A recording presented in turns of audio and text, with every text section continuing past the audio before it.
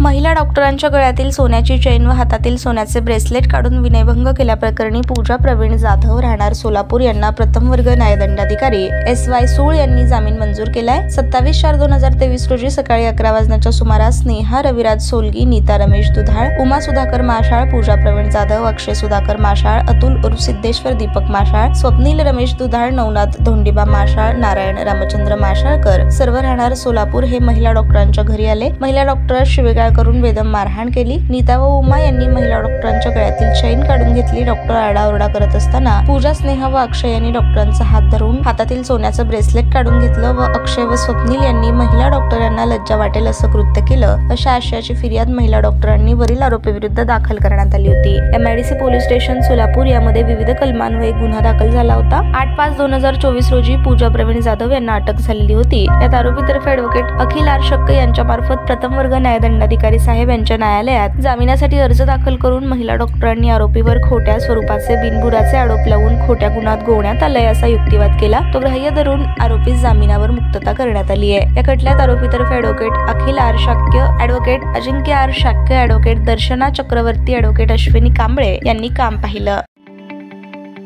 ताज्या बातम्या पाहण्यासाठी प्राईम महाराष्ट्र न्यूज चॅनलला सबस्क्राईब करा।